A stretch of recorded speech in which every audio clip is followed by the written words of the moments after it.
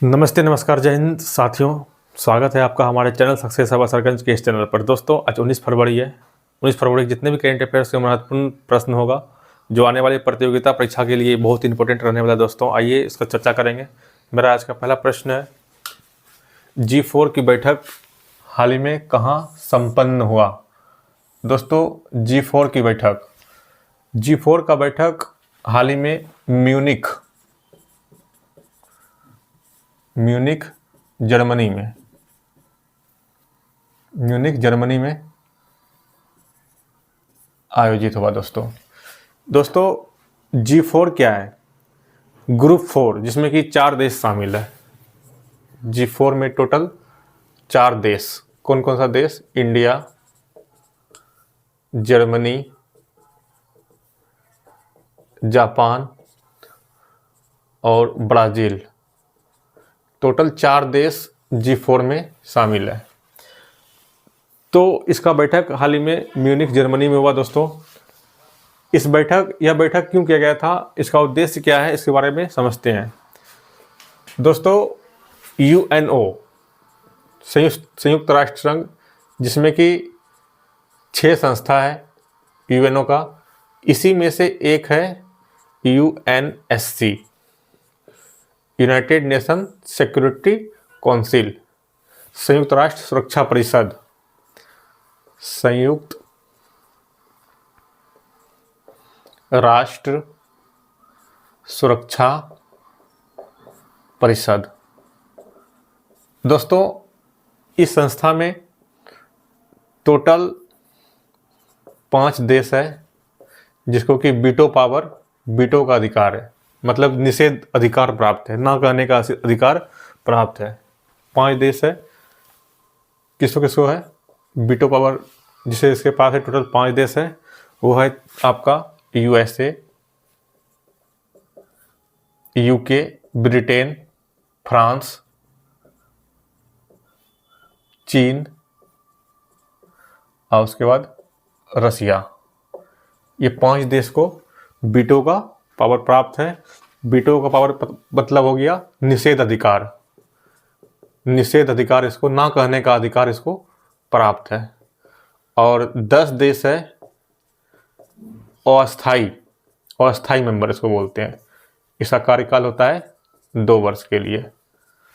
ठीक है, तो यही 5 देश है जिसको कि वीटो का पावर इसको प्राप्त होता है, जो कि सबसे ज़्यादा शक्तिशाली है, वो सैन्य क्षमता में और भी ज़्यादा डेवलप हो, ये सब की वजह से इसे वीटो पावर प्राप्त है।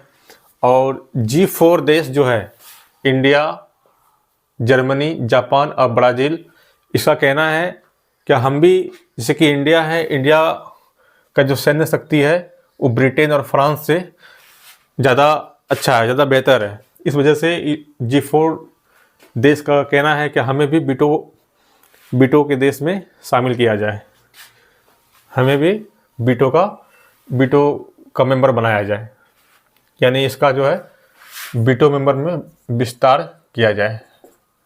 वीटो मेंबर में विस्तार, यानी कि वीटो का, यानी जो है ग्रुप 4 के देश को भी शामिल करने को कहा गया है। G4 का जो देश है इंडिया, जर्मनी, जापान और ब्राज़ील, ये लोग का भी कहना है हमें भी वीटो का अधिकार मिलना चाहिए, क्योंकि हम भी जो है, इंडिया का कहना है कि हम भी जो है ब्रिटेन और फ्रांस से ज़्यादा मजबूत है सैन्य क्षमता में और डेवलपमेंट में ज़्यादा मजबूत है, इसलिए हमें भी वीटो का अधिकार मिलना चाहिए। और अभी इसका बैठक, इन 4 देश का बैठक म्यूनिख जर्मनी में हुआ था, और भारत की तरफ से भारतीय विदेश मंत्री S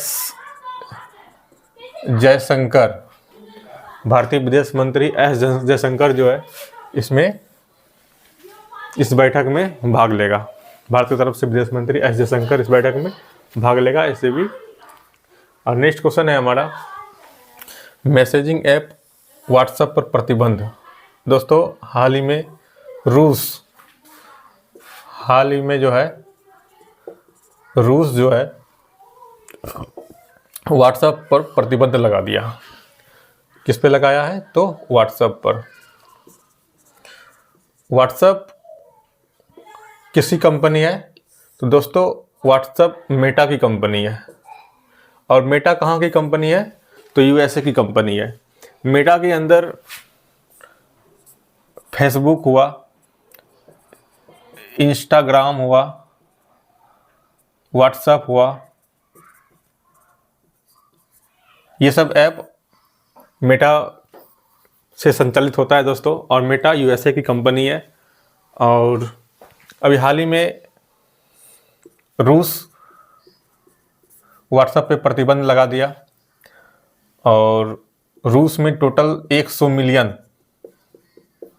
व्हाट्सएप के फॉलोवर्स टोटल थे। रूस का कहना है कि व्हाट्सएप में जो डेटा लिया जाता है, नाम पता, email address, photo ID proof, जो भी लिया जाता है, वो सब की वजह से रूस पे जो है रूस के लिए सही नहीं है। इस वजह से जो है रूस व्हाट्सएप को बैन कर दिया है। और इसके अलावा टेलीग्राम पे भी रूस जो है टेलीग्राम पर भी बैन लगा दिया दोस्तों। और रूस का जो मैसेजिंग ऐप है, रूस का जो मैसेजिंग ऐप है मैक्स, इसे लागू कर दिया गया। सभी के लिए मैक्स लागू करने का आह्वान किया गया दोस्तों। इसका चर्चा पिछले वीडियो में भी शॉर्ट वीडियो के माध्यम से मैंने समझाने का कोशिश किया था दोस्तों, जिसमें कि मैसेजिंग ऐप व्हाट्सएप को रूस प्रतिबंध लगा दिया गया है रूस की तरफ से। और रूस में अब व्हाट्सएप के स्थान पे मैक्स, जो कि स्वदेशी रूस का स्वदेशी ऐप है, मैसेजिंग ऐप है, इस्तेमाल करने को लिए कहा गया है दोस्तों। नेक्स्ट क्वेश्चन है हमारा, भारत विस्तार ऐप लॉन्च। दोस्तों हाल ही में जयपुर राजस्थान में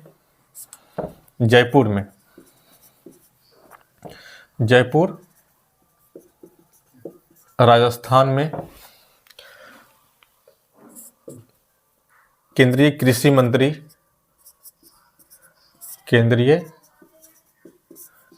मंत्री शिवराज सिंह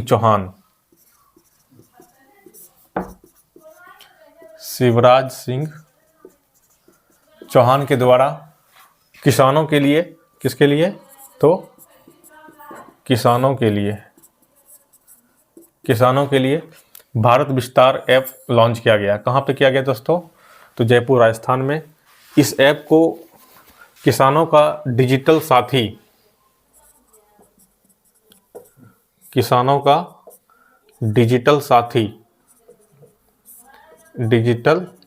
कहा गया, किसानों का डिजिटल साथी कहा गया इस ऐप को। इसमें टोटल, इसमें जो है इस ऐप के माध्यम से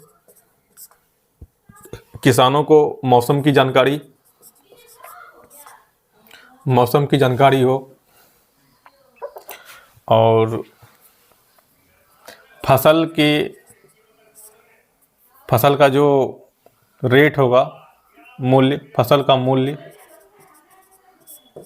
मौसम हो गया, फसल का जो मूल्य है, रेट में मार्केट में जो दाम है क्या है, उसकी जानकारी हो, मिट्टी का जो उर्वरता शक्ति हो वो हो गया, और खाद वगैरह की जानकारी, ये सब का जानकारी इस ऐप के माध्यम से किसानों को दी जाएगी। ये टोटल इसमें 21 भाषा, इस ऐप के माध्यम से टोटल 21 भाषा, कितना भाषा? टोटल 11 भाषा, इसमें टोटल 11 भाषा में इसे डेवलप किया जाएगा। इंग्लिश, हिंदी और भी कई 11 टोटल भाषा में इसे डेवलप किया जाएगा। और इसके माध्यम से मौसम की जानकारी, फसल का जो मार्केट में रेट है उसका, मिट्टी और खाद, ये सब का जानकारी जो है किसानों को दी जाएगी। और ये इसे किसानों का डिजिटल साथी भी कहा गया है दोस्तों। केंद्रीय मंत्री शिवराज सिंह चौहान के द्वारा यह जयपुर के राजस्थान से लॉन्च किया गया दोस्तों। नेक्स्ट क्वेश्चन है हमारा, national cow culture museum, national cow culture museum हाल ही में देश का पहला, देश इसे कहाँ, मेरठ में, मेरठ यूपी, यूपी में कहाँ ये म्यूजियम का स्थापना यूपी में कहाँ, तो Pandit Deendayal Upadhyay, Pandit Deendayal Upadhyay veterinary, Pandit Deendayal Upadhyay veterinary science university, science university, इन्हीं के ग्राउंड में इस म्यूजियम का स्थापना किया गया है। यह देश का पहला, फर्स्ट, भारत का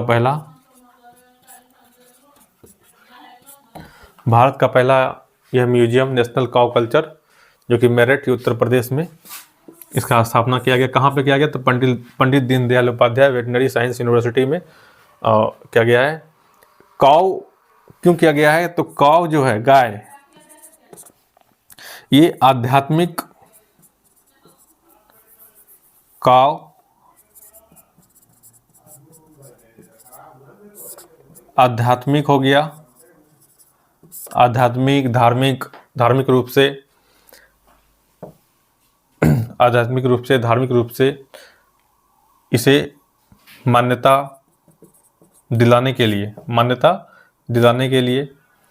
का दर्जा दिलाने के लिए, गाय को माँ का दर्जा देने के लिए, और इसके गाय को संरक्षण देने के लिए, गाय का संरक्षण देने के लिए इस म्यूजियम का स्थापना किया गया है। इसे, गाय का धार्मिक रूप से भी महत्व है, हिंदू धर्म में उसकी पूजा होता है। और गाय का जो प्रोडक्ट होता है,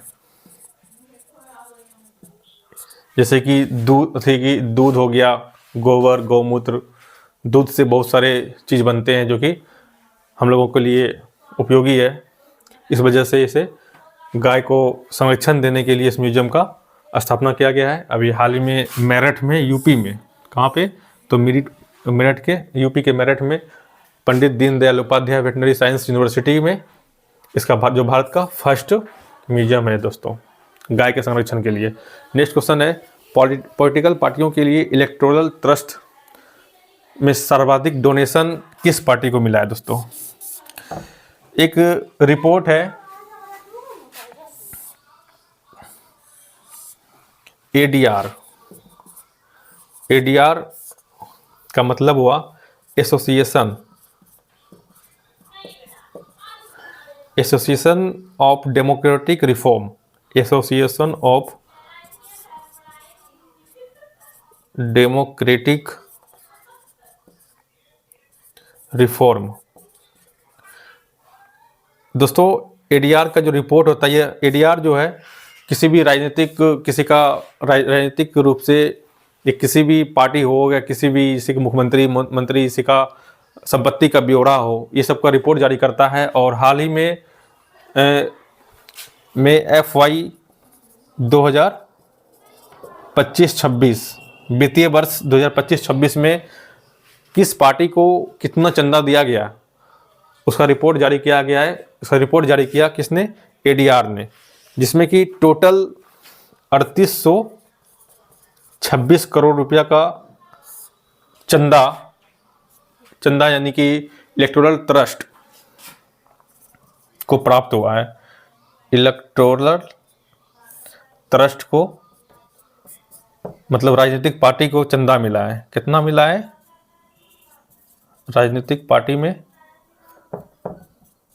को चंदा मिला है? कितना? 3826, जिसमें कि सबसे ज़्यादा चंदा भारतीय जनता पार्टी को, भारतीय जनता पार्टी को कितना चंदा मिला है? 3157.6 करोड़ रुपया, यानी लगभग जो है टोटल चंदा का 82.5% चंदा भारतीय जनता पार्टी का तो इलेक्टोरल ट्रस्ट है, उसमें कि सबसे ज़्यादा पैसा भारतीय जनता पार्टी को 3157.6 करोड़ रुपया जनता पार्टी के खाता में आया है दोस्तों। और दूसरा नंबर पे है, सेकंड नंबर पे कांग्रेस।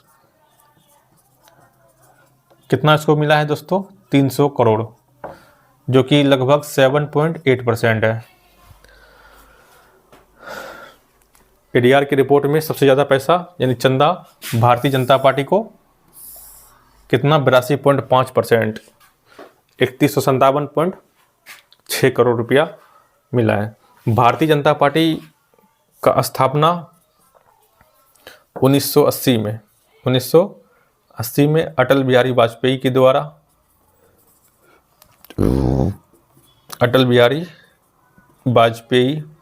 के द्वारा, इसका स्थापना हुआ था दोस्तों, जो कि विश्व का सबसे बड़ा पार्टी है। अभी हाल ही में विश्व का सबसे बड़ा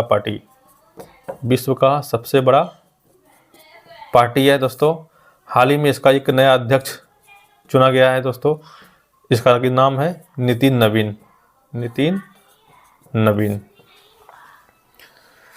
तो ये आज का मेरा ये सेशन था दोस्तों। आइए फिर से रिवीजन कर लेते हैं इसको।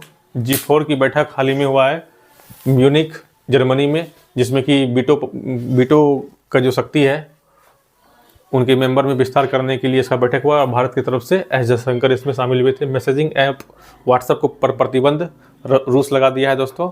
भारत विस्तार ऐप केंद्रीय कृषि मंत्री शिवराज सिंह चौहान के द्वारा जयपुर राजस्थान से इसको लॉन्च किया गया दोस्तों। और नेशनल काउ कल्चर म्यूजियम हाल ही में मेरठ के यूपी में Pandit Deendayal Upadhyay veterinary science university में इसका स्थापना किया गया है। पॉलिटिकल पार्टी की इलेक्टोरल ट्रस्ट में सर्वाधिक डोनेशन भारतीय जनता पार्टी को और दूसरे नंबर पर कांग्रेस को। तो दोस्तों आज का मेरा ये सेशन था और नेक्स्ट सेशन के लिए मिलते हैं कल। धन्यवाद।